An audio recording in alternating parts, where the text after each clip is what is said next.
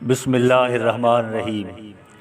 मक्खी जे मंसूरन 12 ॿहरूटनि हुरन बाबत लालचंद अमरदिनू मल जगत्याणी जी लिखियल कहाणी हुर मक्खी जा 1913 में शाया थी हुई।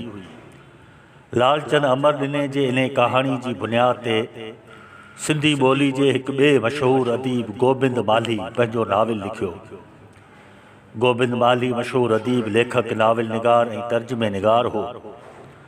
हू 5 अगस्त 1921 ते सिंध जे मशहूर शहर ठारू शाह में ॼाओ ऐं 10 फरवरी 2001 ते देहांत कयाईं।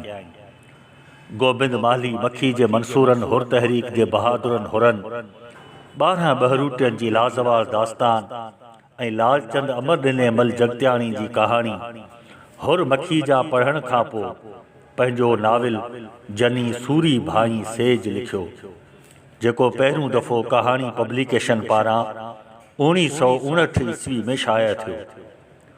होलाराम हंस पंहिंजे किताब सिंधी नाविल में मालही जी यगानी दैन में हिन नाविल चंद सूरी भाई सेज ते तफ़सीली तबसरो कयो आहे। हुरन बाबत गोबिंद मालही जे इन लिखियल नाविल जनी सूरी भाई सेज हिन वक़्तु नापेद आहे, जंहिंखे ॿीहर शाया कराइण जी ज़रूरत आहे त जीअं उनजो हर रुख़ खां इल्मी ऐं तहक़ीक़ी मुतालियो करे 12 ॿहरूटनि हुरन जी तहरीक ऐं जदोजहद खे मज़ीद निर्वार करे सघिजे। उहा तहरीक जंहिंखे 1.25 सदी मुकमल थी आहे। गोबिंद मालही पंहिंजे इन नाविल जो नालो सुहिणे शाह अब्दुल लतीफ़ भिटाई जे सुर कल्याण मां मशहूर बैतन मां कढियो आहे।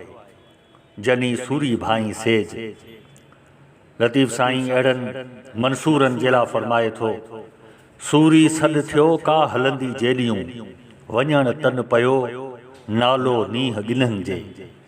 सूरी सॾु करे उभी आशिकनि खे, जे अथई सद सिकण में त कौ म पेर परे, सिसी धार धरे पुछ जुपो प्रीतणु।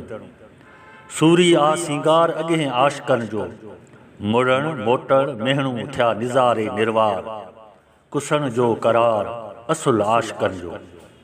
सूरी सिंगारे असुल आशिकनि खे, लुॾिया कीन लतीफ़ चए थिया नेज़े निज़ारे, कोठियो किनारे आणियो चाढ़े उनखे। सूरी मथे सेण कहिड़े लेखे सनरा, जेलह लॻा नेण ते सूर्याई सेज थी। सूरी चढ़ण सेज पसण ई कम आशिकनि, पाहूं कीन पसंद साऊ हलन सामुआ।